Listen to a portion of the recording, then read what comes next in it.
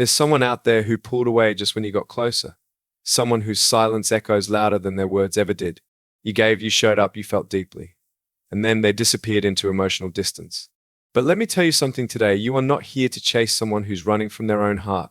You're here to become so grounded, so radiant, so emotionally magnetic that even avoidants can't stop thinking about you. They say silence is empty. But let me tell you, your silence can speak louder than your words ever could. Especially when you're dealing with someone who has an avoidant attachment style. These are the people who pull back the moment emotions deepen, not because they don't care, but because closeness to them feels threatening. It's not always personal, but it feels personal. And that pain can tempt you into over-explaining, over-texting, or trying to fix what went wrong. But listen carefully, the more you chase, the more they run. See, what you need to understand is this: avoidants don't respond to pressure. They respond to space. They respond to your calm, composed, and powerful energy, the kind of energy that says, I know my worth, and I don't need to prove it. That kind of energy can't be faked. It comes when you finally realize your silence is your superpower. When you stop trying to be heard and start being still, you shift the dynamic entirely.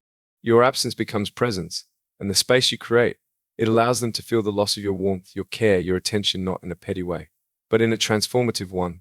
Because suddenly they're not reacting to noise, they're noticing the void. And nothing wakes up the emotional mind of an avoidant like realizing they can no longer feel your energy lingering in their life. Most people think pulling back is a tactic, but it's not. It's a transformation. It's you saying, I'm not going to beg for a seat at a table I set. You're no longer trying to convince someone of your value. You're embodying it. And when you stop reaching out, when you stop sending that text just to check in, when you stop reshaping yourself to stay relevant in someone's inconsistent life, you take your power back. Silence is not revenge. It's revelation. It reveals your strength. It reveals their patterns. And it reveals the truth about where both of you stand. And that truth is powerful, because when you become still, they start wondering. And wondering leads to thinking. And thinking leads to remembering. And when you've shown up authentically, consistently, and with heart, they will remember you. In the quiet moments, in the spaces between their distractions, in the silence you left behind. You don't need to slam doors to make an impact. Sometimes all it takes is walking away quietly and letting the echo of your peace do the talking. So if you've been wondering how to make someone with an avoidant heart think about you like crazy, let me tell you, it starts by not making them the center of your world. It starts when you stop pouring energy into closed doors and start becoming the most emotionally grounded version of yourself.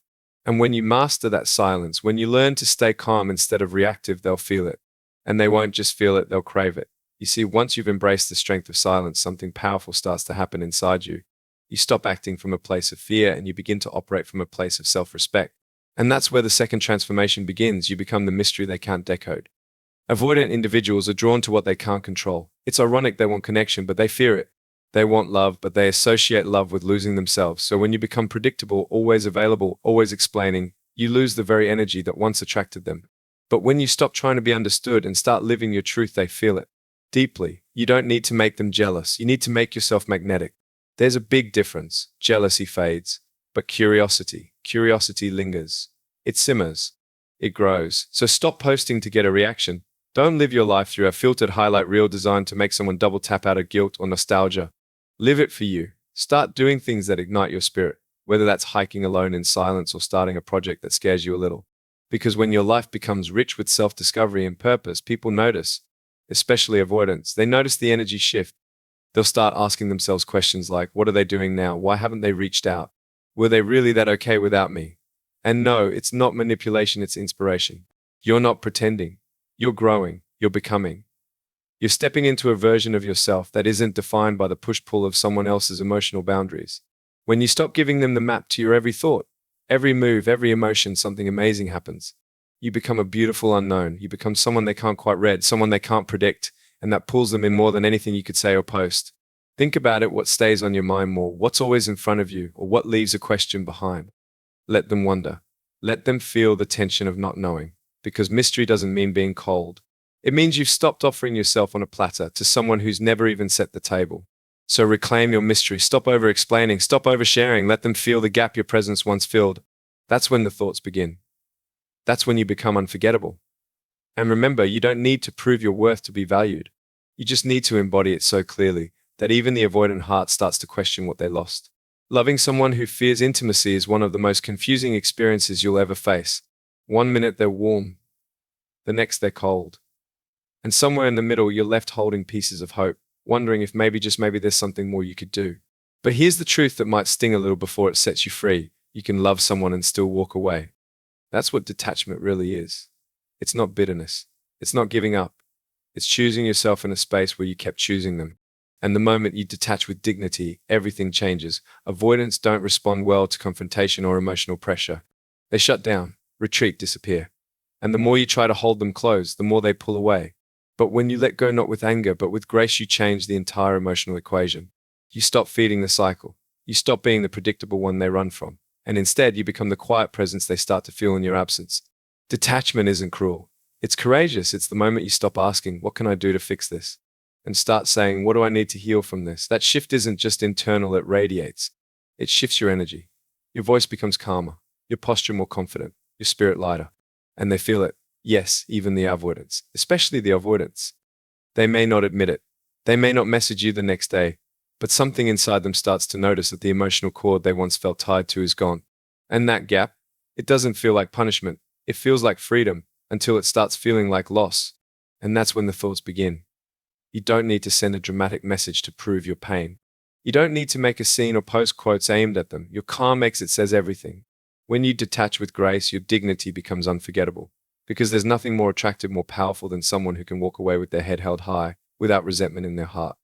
Yes, you love them, but you're done abandoning yourself for the sake of someone who won't meet you halfway. So take a breath, step back, and let them feel the difference between your presence and your absence. And when they do, when that shift sinks in, they'll remember how you made them feel.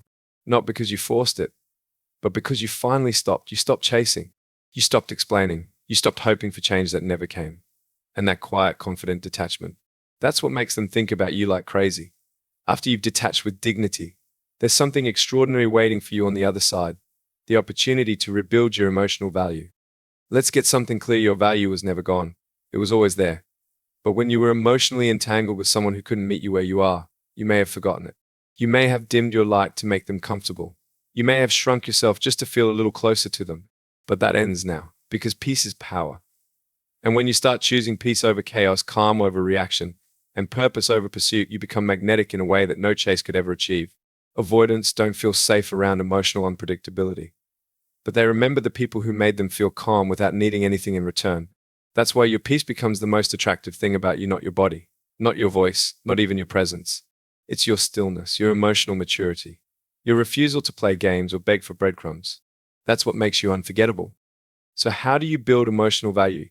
You start by regulating yourself, not reacting to them. You stop responding to the late night texts. You don't jump when they throw you crumbs of affection. You hold your ground not out of spite, but because you finally remembered who you are. You don't need to be dramatic to prove your worth. In fact, the more grounded you become, the more powerful your presence becomes, even in silence. You know how rare that is. Most people beg for closure, chase validation, or try to keep the emotional connection alive even after it's broken. But when you step into peace, you separate yourself from the noise. You're no longer just another person trying to be loved. You become a source of love, a source of calm, a presence they long for in moments of inner storm. And here's the best part, you do it for you. Not to get them back, not to win anything, but because you realize that you are worth showing up for. Your nervous system deserves calm. Your heart deserves rest. Your soul deserves to be wrapped in gentleness, not confusion. That kind of transformation doesn't go unnoticed. The very same person who once pulled away will begin to feel your absence differently. It won't feel like distance, it will feel like loss. The loss of peace. The loss of stability. The loss of someone who once brought a calm they didn't know they needed. So work on your inner world. Build your emotional muscles. Nourish your soul. Create a life so full, so present, so in love with itself that anyone who once took you for granted has no choice but to remember and rethink everything. Because when your peace becomes your power, you stop being an option and start being a memory they can't escape. Now that you've embraced your peace and rebuilt your emotional value, it's time to understand something even more subtle, yet incredibly powerful. Let absence amplify your presence. You see, most people panic when someone pulls away. The urge to chase, to clarify, to check in, it's natural. But that urge comes from fear. And fear is never the space where love can grow. Love, real love, requires space to breathe. And avoidance, they need space more than anything. But what they don't expect, what shakes them to their core, is when you actually give it to them. Not out of anger, not as a test, but out of respect for yourself. When you remove yourself from their life without bitterness, you give them something far more powerful than words, your absence. And that absence, it echoes. It makes them feel the weight of what they lost, not in a loud, dramatic way, but in the quiet stillness that follows after a storm. You don't block them. You don't stalk their stories. You don't try to make a point. You simply vanish gracefully. And that kind of disappearance, it leaves a mark. Because let's be honest, your presence was valuable. You were the one who listened when they couldn't talk. You were the one who stayed calm during their storms. You were the one who tried, who showed up, who gave. So when you step back not as a tactic, but as a reflection of your growth, they start to feel the shift. At first, it might confuse them. Avoidants are used to people pushing for answers, clinging tighter. But not you. You've evolved past that now. You're not trying to win anyone's attention. You're creating space so that if they ever think of returning, they'll have to do it through awareness, not avoidance. Now think about it. Haven't you remembered someone more deeply after they stopped showing up? Haven't you realized their value not through their presence, but through the moment you felt the lack of it? It's human nature. But this only works when your absence is rooted in strength, not strategy. When it's not a game, but a genuine act of self-respect. That's when it becomes magnetic. So let them feel your absence. Let the silence stretch. Let the space speak. Because if they ever truly cared, even in their distant, guarded way, they will feel it. And not just feel it, they'll think about it over and over again. And maybe they won't say it. Maybe they'll stay quiet. But your absence will do what your presence never could. It will wake them up. You don't have to explain your worth. Just stop showing up for someone who never made room for you. Let the silence remind them who you were and who they no longer have. At this point, you've done the most courageous thing a person can do. You stopped chasing love and started becoming it. You've embraced silence as strength. You've turned your mystery into magnetism. You've detached with dignity. You've cultivated peace and let your absence speak volumes. So now there's only one thing left to do: rise, shine, and be unforgettable. Because this isn't just about making someone think about you. It's about becoming so whole, so grounded, and so purpose-driven that thinking about you becomes inevitable. And that happens when you stop living your life to be remembered by someone else and start living it to honor who you are becoming. That's when you step into your real power. Work on your body not to impress them, but to feel strong in your own skin. Nourish your mind not to show off, but to awaken your own wisdom. Chase your dreams not to prove a point, but because your purpose is bigger than being a footnote in someone else's story. Do you know what that kind of transformation does? It doesn't just make people think about you, it haunts them in the most beautiful way.